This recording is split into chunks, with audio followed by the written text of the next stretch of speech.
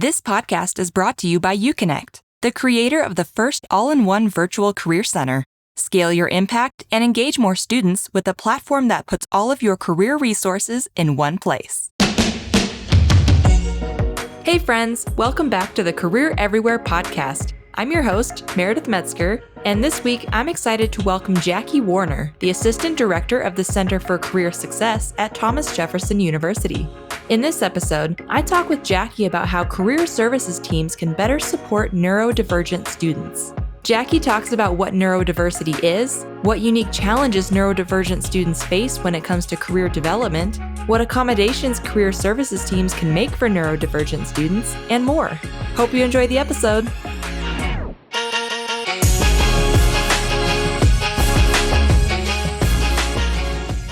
Thank you for being here, Jackie. Thank you very much for having me. Yeah, I'm really excited to have you, and I'm excited to talk to you today about how career services can support neurodiverse students. I know this is a topic that you're super passionate about and have a lot of experience in, and I also know this is super top of mind for a lot of career leaders out there right now. Absolutely. Yeah, so I'm excited to dig in and talk about best practices for supporting those students, chat through some of the barriers they face, and then talk through what can be done, what accommodations can be made, and so on. Absolutely. Yeah, so it's going to be a great conversation. Before I get into the rest of my questions, Jackie, is there anything else you'd like to add about yourself, your background, or your role there at Thomas Jefferson? Sure. So I think it's important to take note, right, that I have not always been in career services. I actually used to be a special education teacher in the elementary setting, and I went straight through undergrad because I was really passionate about people with disabilities. And I got my master's in severe autism and disabilities. So I started my career working out with people who mostly have more severe disabilities. So when we think about like a spectrum of things, right, we think about people who may be nonverbal, people who will be in a wheelchair, and just kind of trying to make sure that they're able to access the environment around them so that they can have the most normal and best life possible. And then, with COVID and everything, I made the transition to higher education. So here I am, and I'm trying to continue, just being an advocate for people with disabilities and continuing to have that work. So it's really exciting to me that so many people are interested in neurodiversity and want to talk about it, because I can talk about it for hours. That's amazing. So I'm curious, what led you to career services then? That's a really great question. So when I was in my master's program, I actually worked in residence life and housing, and I was the graduate assistant for campus engagement at the University of Delaware. And they had a really great program, and I really enjoyed being on campus and working with students.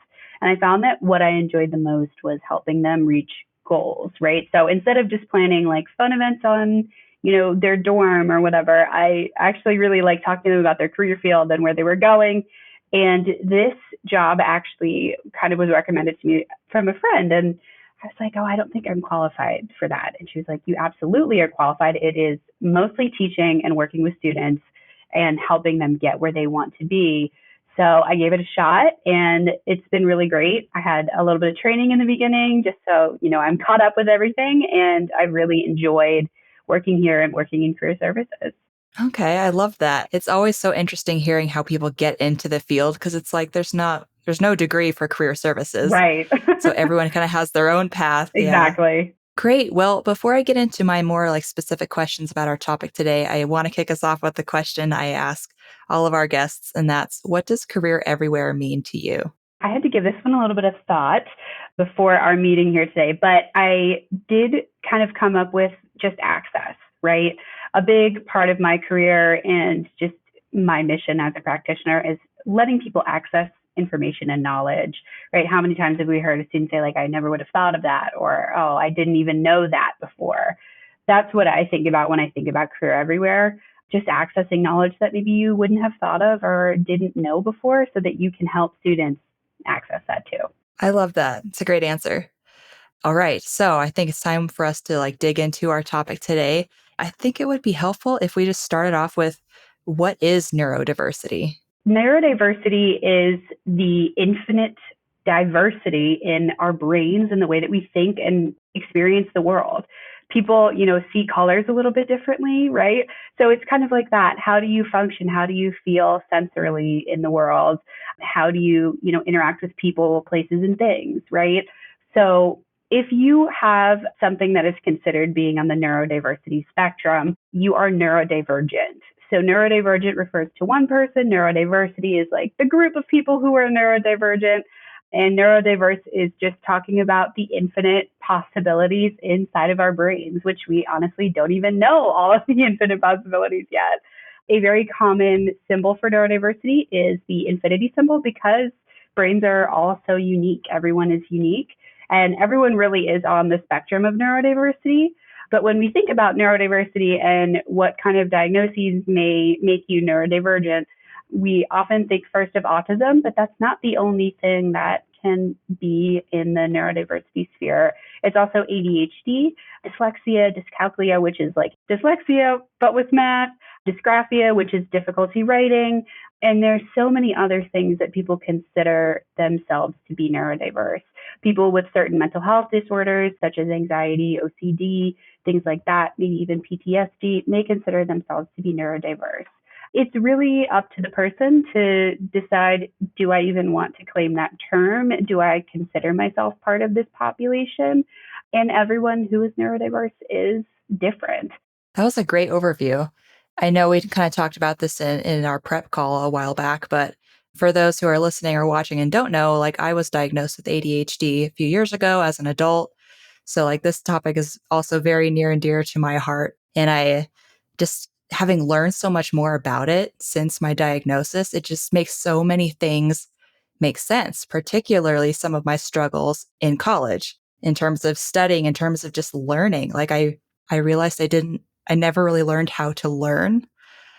And so like that was a big struggle. So this is, I think, just such an important topic. And I'm really grateful that you're here and that you gave such a great overview. So thank you. Yeah, absolutely. I also was recently diagnosed with ADHD. I suspected it for a little while. And something, I'll just throw out there that a lot of people are talking about right now in terms of neurodiversity is everyone's getting diagnosed or everyone's self-diagnosing themselves. I think it's important to do research. And if you think you might have something, definitely see a doctor. That's the only way really to know for sure. And there are, of course, situations where you might want a second opinion as well. So definitely seek professionals. But how I realized I probably have ADHD is actually on TikTok. So oh, interesting. I am officially diagnosed, but I was watching TikToks and I was like, wow, that sounds exactly like me. And a lot of women just don't get diagnosed because most of the things that we're taught as educators is based on studies that are done by people who studied white boys. So women and people of color often do not get diagnosed. Yeah, I thought that was really interesting once I started learning more about it, because a lot of the behaviors that are typically associated with ADHD, I think, come from studies of young boys, like the hyperactivity or the distraction or whatever, when there are so many other symptoms. It very much are that I am still learning about myself today, too. Yeah, still, it's an ongoing process. But even just having the diagnosis makes such a difference because it's like, okay, there's a reason my brain functions a little bit differently, or I just have some of these mannerisms. It personally allowed me to give myself a little more grace when struggles would come up. Yeah, absolutely. And I'm sitting here with all my fidgets and, all my, like a fan. I have my own HVAC system behind me because I have a hard time processing temperatures. I'm like, now I know why. It all makes sense now. Yes, exactly. Well, kind of on this note, what are some of the barriers or the unique challenges that neurodiverse students face, especially in terms of career development? So we did kind of just touch on one, but it is not being diagnosed, right? My evaluation cost $450. So, as a professional and an adult, I have been working for a while, so I do have that kind of money to spend on a doctor's appointment. And it's just one doctor's appointment was that much. But when we think about most of our college students, they do not have that money or they do not have transportation access to see a doctor because they wanted me to go in person and take an in-person assessment. That's definitely a barrier because in order to receive accommodations in the United States in higher education, you have to have documentation of your disability. And, just so we're clear, being neurodiverse, having ADHD, having autism, all of it falls under the Americans with Disabilities Act. So I may refer to things as disabilities kind of interchangeably just from my own experience. But, just putting that out there, because not everyone who considers themselves neurodiverse they don't consider themselves disabled. And that's, goes back to what I said in the beginning of, everyone kind of decides their own labels and how they want to talk and feel about everything. So that's definitely one barrier, not being able to access accommodations. Another thing that I found in my research that's been really interesting, specifically with people with autism, is they may not want to identify themselves because it may make them feel like they may be socially isolated on campus. When we think about higher education, there's so much of that social aspect, and they might not want to get special accommodations in class because then, everyone knows that I have autism. And, some people own it and some people are not comfortable with that. And there's so many reasons for that. And some of them can be having a bad experience in, their school system before they got to higher education, having a bad experience with other peer groups or even doctors. So, there may be a variety of reasons people do not disclose or do not have accommodations when even we as career services practitioners are kind of like, okay, you really would benefit from this, but maybe they're not comfortable or not able to get accommodations. Some of the other things that our students face specifically with career services is the frustration of just sitting down and doing it, right? Making the resume, writing the cover letter. For some people who are neurodiverse, especially those when I'm thinking about like dyslexia and dysgraphia, right? How difficult is that to read and to write and to just get it done? It is so difficult. So specifically with those students, it can be really helpful to, have them have that accommodation of verbally transcribing everything, which is easier to access now. It used to be like you needed a special computer system or a special pen. So that's definitely something. And it also can be that social communication. Some people who are neurodiverse have trouble reading social cues or like sitting still, right? Or when I am in a meeting or doing something that doesn't interest me, my body starts to physically shut down. And I know now that's because I have inattentive type ADHD.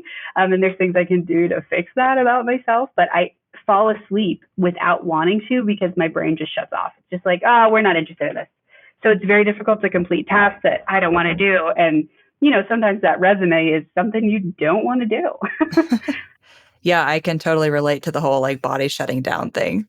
It happens to me all the time this is interesting, on like road trips when I'm a passenger. Yes. And there's nothing to engage my brain, just asleep. Yep. Every time. Exactly. I get that way too.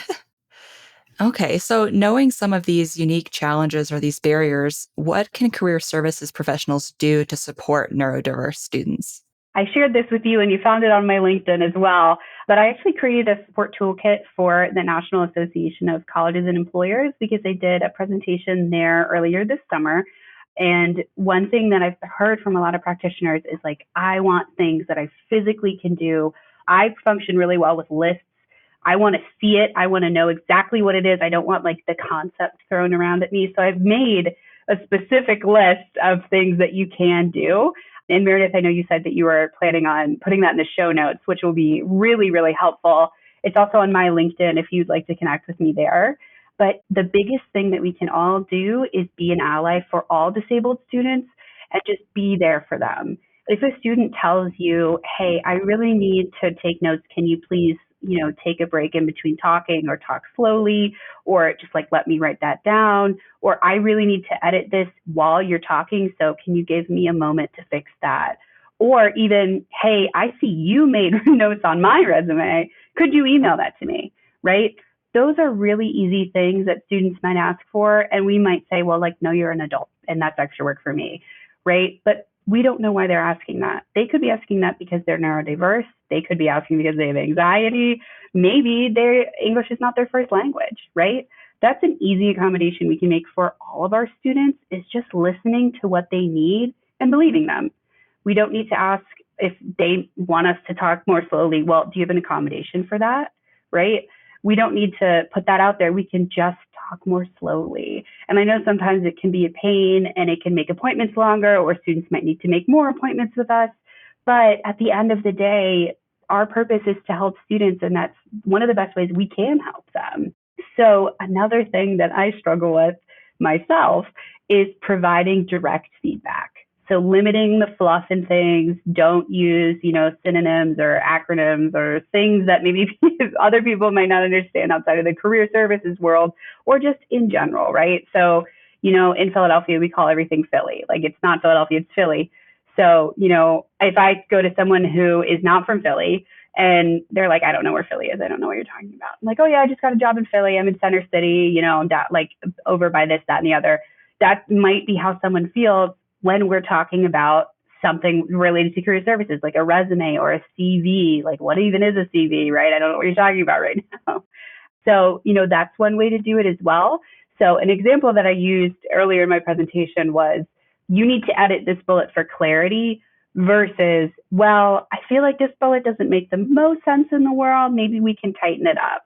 Or let's get to the meat of things versus like, let's talk about this section of your resume, right? So instead of using slang or things that you're used to saying, just try to be as direct as possible, because a lot of people who are neurodiverse may not understand what you're trying to say. And people who are speaking English as a second language also might not understand what you're trying to say. So again, it's multiple populations that we're assisting. Yeah, that's a lot of really great advice. I especially appreciate the being direct part because sometimes it's hard to like, as the recipient of that feedback, to kind of sift through like, what do they actually mean? And then if you're like me and you have anxiety as well, it's like, oh my God, they hate me or they think this is terrible. You're too anxious to even ask. Right. So it's always nice when it's direct and I can trust that, okay, they said what they meant. Right. If they had more constructive feedback, they would have offered it. Exactly. Yeah. And going off of the anxiety thing too, one great thing that we've tried at Jefferson, and only one student used it, but we helped one student, was a career fair quiet room. And we're going to try this again in the fall for our fall career fair. But essentially, it's just making a space at the career fair, hopefully a room with a door so you can close the door, but a place where the lights are off, either there's like lo-fi music or white noise or no sound at all, and it's just quiet. It's just a place where you can go collect your thoughts, take a deep breath, review your notes about employers. You can go before you talk to employers, in the middle, take a break. You can go after when you're like, oh my gosh, that was so much, I need to decompress, right? Before I go back to my roommate or my entire freshman floor and they're all going to want to talk to me. So having a quiet room can be really, really helpful to so many of our students, not just those who are neurodiverse, but people who are neurodiverse can get overwhelmed more easily than other people. And how overwhelming is a career fair? Especially as a student, you walk in and there's people everywhere. Everyone is talking. The lights are bright. So much is going on. As someone with, ADHD, sometimes I find myself like getting really distracted when I'm trying to talk to one person at a career fair. So I find it to be helpful too, to just go in and say, hey, I'm going to talk to this one person and I'm really going to focus on what they're saying and write every single thing down, even if I didn't need to, right? So that's just a strategy I use personally, but having that space for them to be in like a quiet, calm down, decompress area is really helpful. And another thing that's really helpful is having the map available to students ahead of time. Show them where each employer will be, because chances are if you're having a general career fair, they're not going to want to talk to every single employer. And instead of having to walk around the overwhelming situation to find them, they just go directly to who they want to talk to and leave. That way they limit their time in the overwhelming situation. Yeah, I know, trying to think back to like, if I was going to a career fair, I think I would want to talk to one employer, maybe go to that quiet room, take my notes, debrief with myself, go to another employer, come back, and like just keep going like that. Yeah. It'd be nice to have that option for sure. Yeah, absolutely. Yeah. So that's some really great ideas for how career leaders can support neurodiverse students. I'm curious, what advice do you have for like career counselors who are working one-on-one in an advising session with a neurodiverse student? So 2 disclaimers here. One, a student may disclose to you and not to the accommodations department or to their professors or friends. So if a student says, hey, I have ADHD, or hey, I'm neurodiverse, that is private information and treated as if it's confidential, right? So they might tell you that so that you have a better appointment. So don't tell the accommodations department, right? Trust that they will as needed. And there might be a reason they haven't, if they haven't. So a lot of students who are neurodiverse don't even need classroom accommodations because they are so incredibly smart and good at their field, but they need accommodations for preparing for an interview, right?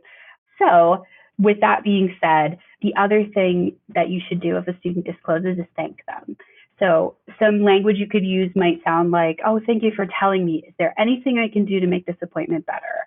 Or, oh, thank you so much. And if you're neurodiverse, you could even say, like, me too. I've connected with a lot of students that way. But, just thank them and ask, is there anything I can do? Because they're probably telling you for a reason, but it can be difficult for them to find the language to say, like, I really need help with knowing what to say in an interview, or I really need you to slow down, or I need you to, write things down for me, or let me write things down. So, prompting them with that open-ended question can be really helpful. And they might say no. They might just want you to know that in case they have like tics or social things that they're doing that might, be kind of weird. They might just be giving a disclaimer, So that would be the first thing. With career counselors, the other thing that you can do is having the information easily accessible. So after the meeting, if they don't remember what you said, or they remember part of it or not all of it, having multiple methods of students being able to access, like templates or examples, things like that on your website, on Canvas, on Handshake, whatever you're using, that can be really, really helpful. The other thing that you're probably already doing post-COVID is having multiple methods of meeting. So some people are really going to prefer in person. I'm an in-person type of girl, but I know a lot of people prefer Zoom. And that might just be because in Zoom, they can control the entire environment. I know personally, I'm really sensitive to smell. And I don't know what's going on when I walk into somebody's office. They could have an air freshener that gives me a migraine, or maybe they had tuna for lunch and that's really bothering me. And when are you going to say, don't eat the tuna, right? It's their office. So Zoom can be really helpful for that, but also, just for that social communication. Some people find it difficult to make eye contact, and it's easier to look like you are without making eye contact on Zoom, right? So things like that can be really helpful for Zoom. Some people prefer phone. So with the phone meetings, some people will prefer that because of the social cues, right? That they feel like they have trouble reading social cues, body language, facial expressions. So it's just easier to hear the words and not even have to worry about, oh, what does somebody look like right now? Are they angry with me? Are they not angry? I can't really tell. Are they feeling frustrated? So using that direct language again, but also providing multiple methods of meeting. One thing we're working on with our virtual office, slowly but surely, is providing different methodologies of accessing information as well. So maybe we have a document explaining things. Maybe we have like a fun graphic explaining things. Maybe we also have a video. Maybe there's also, a tutorial where we just like walk through it without our faces in the video and just talking, or kind of like a podcast format. We're trying to make everything as accessible as possible in as many different ways as possible. That way all students, whatever they need, can access everything. Yeah, that makes a lot of sense. Sounds like there's a lot that career counselors can do, and it just starts with asking, what can I do? Yeah, absolutely. The other thing that I have gotten a question on is, what should you do when you're in an appointment and you can tell that the student is becoming frustrated, or you can tell maybe they're not getting it, or you're suspecting something? Don't ask, right? If they haven't told you that they're neurodiverse or have a disability, there's probably a reason. They don't want you to know, right? Or they're not comfortable with you yet. Maybe if they make another appointment, they'll tell you, right? And if they tell you, don't say like, oh yeah, I figured, right? Just say thank you. And then the other thing with that is, do what you would do for any other student. If there was any student in your office getting really visibly frustrated, take a break, right? Maybe you make an excuse, say, hey, I need to refill my water, or hey, I need to go to the bathroom. I'll be back in like 2 minutes. If you need anything, help yourself, like, go, there's water fountains, whatever. Make an excuse if you're not comfortable, just saying, hey, do we want to take a break right now? Or, commiserate with them. Just say, this is really hard. I've had to say this to a lot of students. This is not normal. Writing a resume is very difficult. Being in an interview situation is very stressful. Just acknowledge their feelings. And that's helpful for most people in this situation, because it is a weird and hard thing that they're doing. Yeah, it is. And typically they're preparing to do it multiple times. Mm-hmm. Multiple resumes, multiple cover letters, maybe multiple interviews. Like, it's a lot. Absolutely. Yeah. Do you offer labor market data to your students and other on-campus stakeholders? Having access to top hiring companies, skill and education requirements, salaries, and more can be a critical tool in career exploration and advancement. That's why UConnect is offering a free trial of our Labor Market Insights module, powered with data from our partners at Lightcast, a leading labor market data company. To learn more, visit gouconnect.com/LMI. That's L as in labor, M as in market, and I as in insights. Start your free trial today.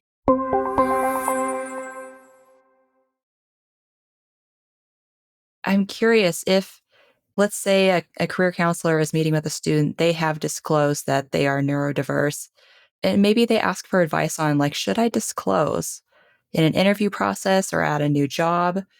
What advice do you have for career counselors as they navigate that question? Absolutely. And that's a very hot topic in the disability world. And I think that it's important with all of our students to be honest. If they have something that may qualify as an invisible disability. So that means maybe they wouldn't notice right away that you have ADHD during the interview process or dyslexia or what have you. You may benefit from not disclosing just because when you disclose, you're bringing in the possibility of bias, conscious or unconscious.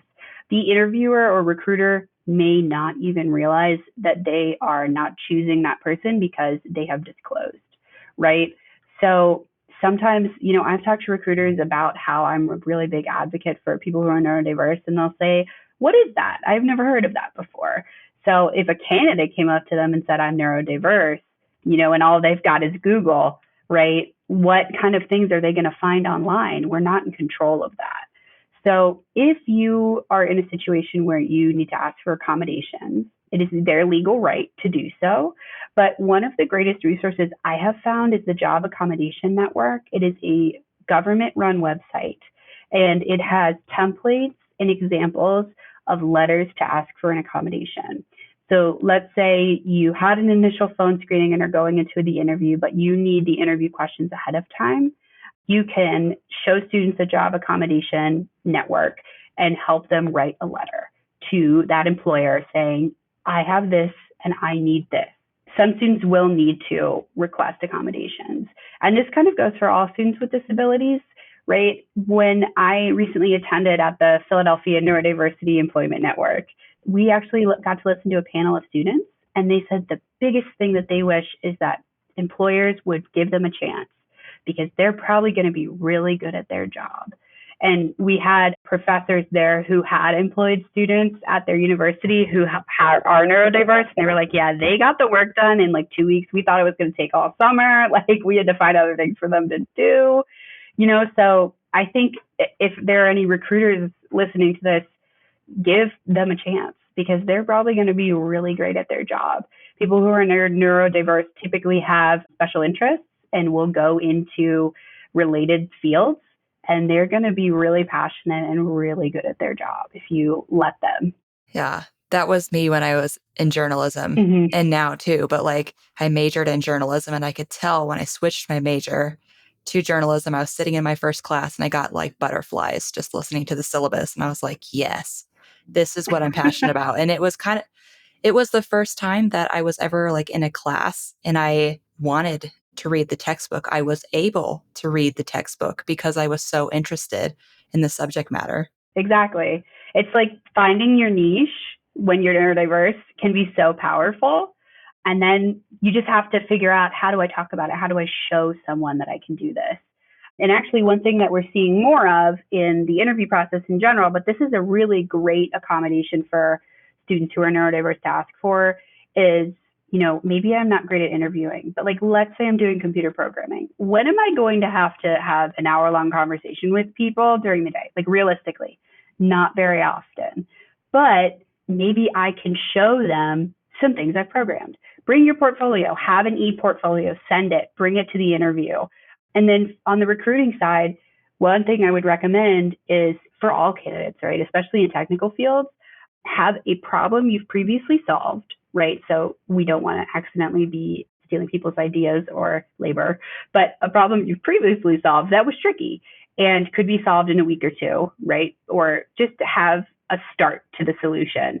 Send it to candidates and say, what would you do in this situation? Or what ideas could you see coming from this?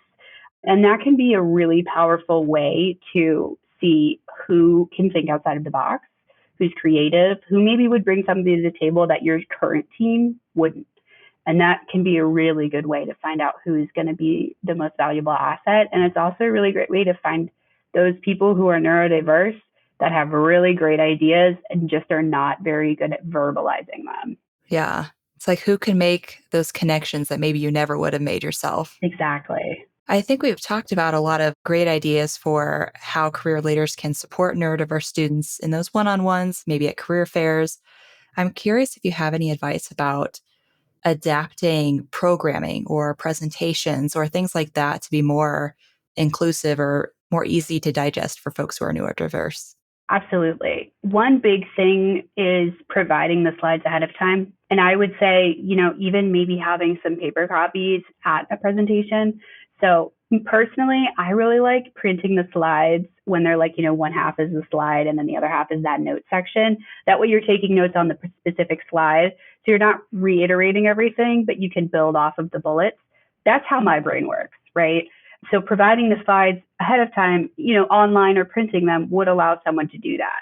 It also would allow someone to think about, okay, what information am I about to be presented? And do I have questions that I'm going to need to ask? And how would I word that question? Because some people may need more time than others to think about questions. And they may need to build the confidence or, practice wording things before they get there, right? So they might have a question they want to ask, but they needed more time than you gave for the question and answer section to ask it, right? The other thing is generally for accessibility, make sure that you are using large fonts and easy to read fonts. Funnily enough, one of the best fonts for people with low vision is actually Comic Sans. But some other good ones are like Arial, Cabrini, Times New Roman. And when I say low vision, I also am including like people who are getting older and start using readers. Both of my parents are in that camp. I know one day I probably will be too. Right now I'm really nearsighted, so I can't wait for bifocals. But, with that can help so many people in the audience that you might not even think of. Make sure you're using contrasting colors. And so that means, light background, dark text, dark background, light color text. But one thing that we found with people who are neurodivergent and people specifically who may have PTSD or anxiety is do not use flashing lights, like those big flashy fun slides, right? But like where they like boom, drop in or, make a loud noise. Try not to use sound effects that are loud or could be alarming. I saw there was a presentation recently where they did like a laser beam, but immediately I was like, that sounded like pew pews, you know what I mean? And that was really alarming to me. And I just have generalized anxiety. And I was like, I cannot imagine someone who's been in a situation that caused them PTSD. I would feel awful if they were in this room right now.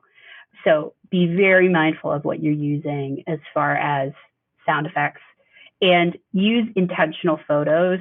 I do this all the time on like the opening and closing slides, like to get the students engaged, I'll put like a meme in. But on the other slides, try to use graphics, photos, images that are intentional. So they're furthering your point, not distracting people. Because, when we're talking about cover letters and then we use like a GIF of that cat typing on the keyboard, then in my brain, I'm thinking about my cat. I'm thinking about all the things I need to write. I'm thinking about, maybe I should Google a GIF and see if I can find another one of that cat. That's really funny. Or like thinking about a TikTok I saw earlier and I did not hear what you just said. So, using things intentionally and being aware of they might be triggering to people. I'm curious, what about like those presentations where it's just largely, maybe you just have to like speak the whole time, like it's mostly just you talking at the students. Is there anything that career leaders can do to make it more engaging or make those mostly talking presentations more engaging for neurodivergent students? Absolutely. Again, providing the slides, but also if you're planning on just kind of lecturing, having notes available, right? Or maybe an outline. And the other thing that you can be doing is providing closed captioning where possible, or even an ASL interpreter where possible. A lot of students that need those things will have them already with them or capabilities to have them already with them. But, make sure that you have those things if you can have them. I know Teams and Zoom right now do both have closed captioning that you can provide. And the other thing that I always recommend to everyone ever is if there's a microphone, please use it, because a lot of people may have trouble hearing you and are afraid to speak up because how embarrassing is that, to have the person in the room who says, I'm a loudspeaker, I don't need that. And someone in the back actually does need you to use it. But now you've said that and they're thinking, oh, I can't ask or I can't say anything. And they just miss everything that you've just said. Or they might as well not even be there, right? So if there's a mic, use the mic. Yeah, that makes a lot of sense. Especially like, I know for me, like I have some like auditory processing issues. Like it's a little bit of a delay. So like it's helpful if I can definitely hear the speaker. Yeah. For example, when I watch TV, I'm watching with subtitles. Even though I can hear just fine, Yeah. I watch with subtitles because I don't always catch the dialogue the first time around. Yeah, especially when it's like a British show. I don't know what it is, but I find their accent very distracting. And then I'm like, wait, I didn't know. What did they say? So if I can read also, and it's really just like UK shows for me. I don't know what that's about. Maybe it's just a me thing. I don't even know if it's neurodiverse. Yeah, maybe it's just trying to decipher the accent and decipher the dialogue all at the same time. Exactly. Or I do the thing where, you ask me a question and I say, what? And then I start answering it right away because my brain just needed another minute. Yep, I do the exact same thing. Yeah. Is there anything that about the Career Center that career leaders can do to make it more inviting, more inclusive for neurodivergent students? Absolutely. So, having all of your information online, right? That virtual office, that website, making sure that it's easy to find. Where are you on campus? When are you available for students to come in or drop in hours, or how do you make an appointment? But beyond that, make sure that your office is accessible. And if it's not, bring it up to either the accommodations office or leadership, because if it is not accessible, you are excluding students. And what I mean by accessible, it's physically accessible. If you were in a wheelchair, could you roll into your office? Could you roll into the bathroom? Could you use the bathroom, right? We have been focusing a lot on our campus on single stalls, right? Or gender inclusive bathrooms.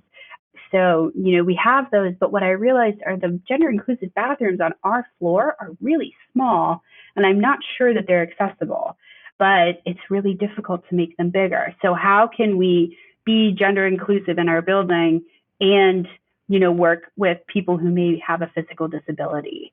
Also, having those gender inclusive bathrooms, like the single stall ones, are actually really great for people who are neurodiverse, right? You might be self-conscious. You might need to, take a break from a meeting and just like calm down. But it's hard to do that if other people are in the bathroom, like talking or on their phone or whatever it may be. So that's another great thing to have for everyone, right? But beyond that, just make sure that you have signage. Is your office easy to find? And beyond that, do you have handouts, pamphlets, things in your office, like on my desk where I can sit with students?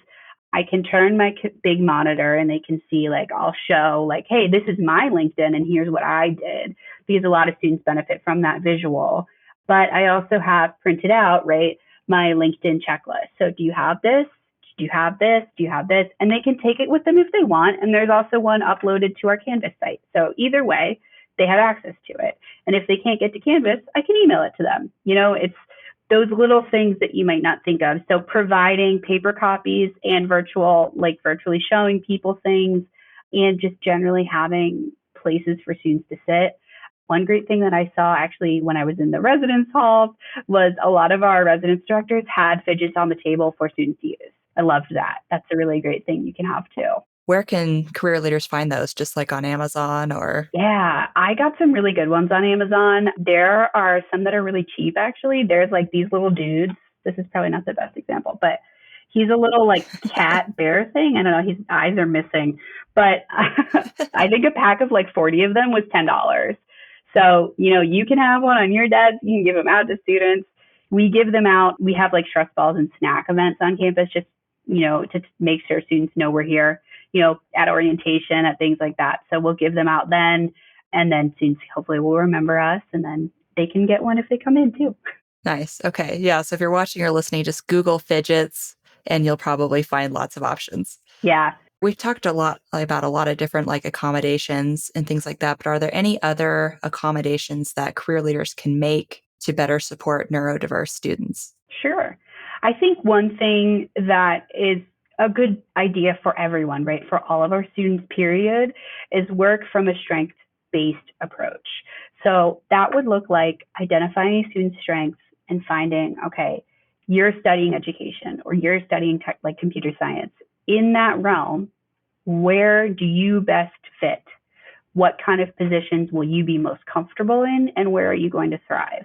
And you might already be doing that and not even realize it. If you've used StrengthsFinder, if you've used the strong interest inventory, or even the Myers-Briggs, right? You already are kind of getting at that, right?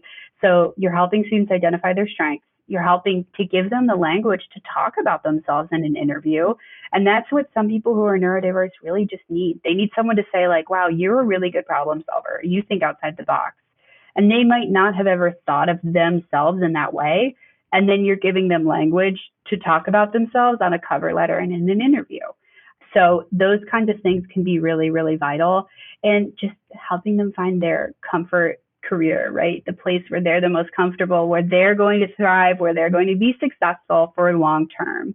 And that can be the most challenging thing, but it's kind of at that point walking through the job description, going through the interview process, saying, like, what kind of vibes did you get? What was your gut feeling? Do you feel like you could work with that person every single day, right?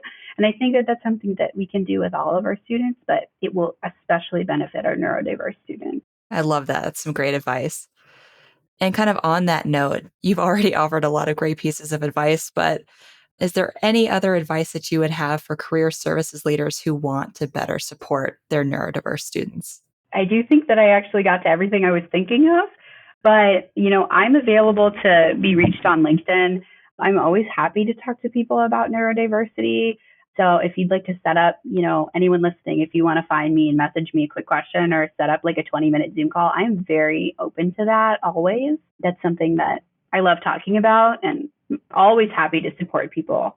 Great. And for those of you who are watching or listening, I'll be sure to include a link to Jackie's LinkedIn page so you can easily go and find that.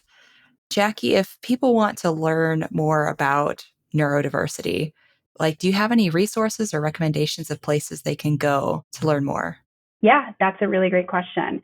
One thing that I recommend is doing research on LinkedIn, actually finding some top creators who have ADHD, autism, who are dyslexic, who have disabilities, who are neurodiverse. And then another thing that you can do is go to the Neurodiversity Resource Hub. This is created at Queens College, and it is something you have to request access to. But I spoke with the creator, and she is really great. And she was like, if any educators want to request to join, they're welcome to. It's a compilation from CUNY of research, data, just general suggestions of how to work with college students who are neurodiverse.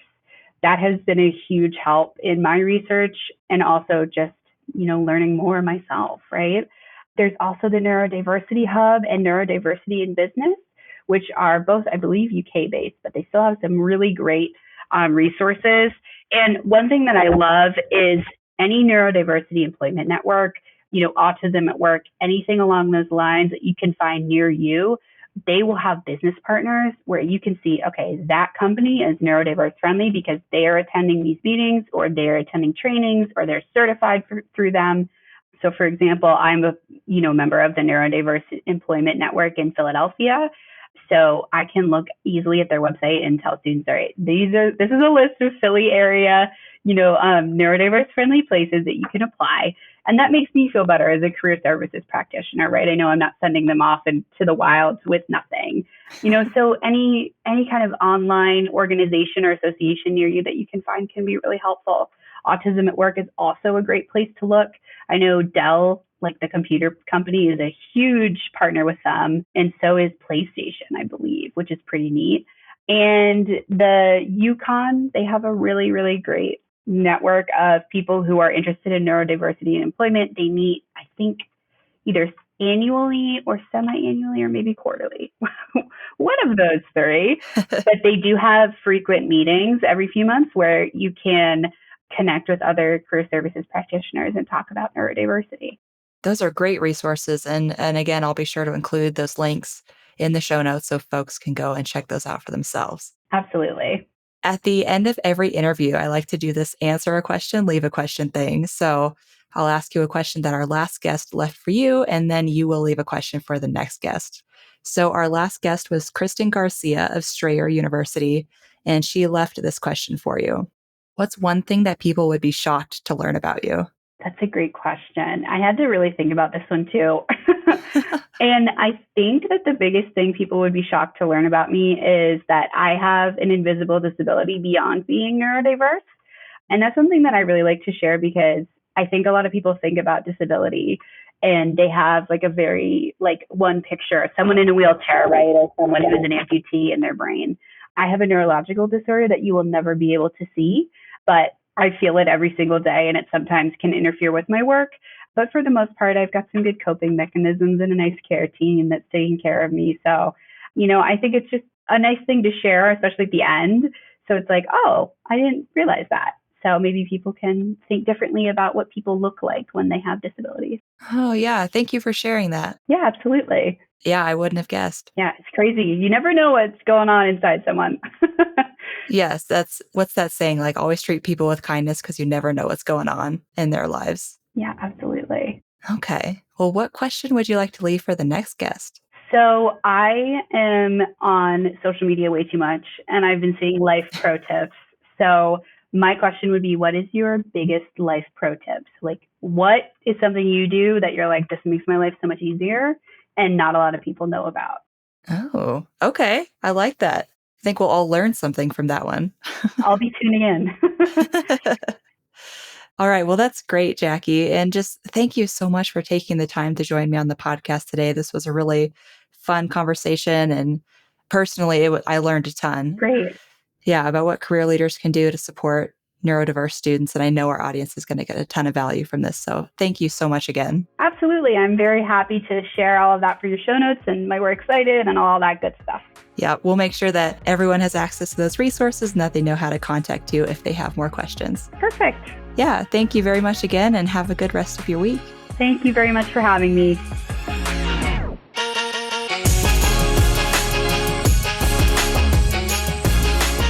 That's all for this episode of Career Everywhere. Thanks so much for listening. If you enjoyed it, please be sure to hit subscribe and rate and review us wherever you get your podcasts. We'll see you next time.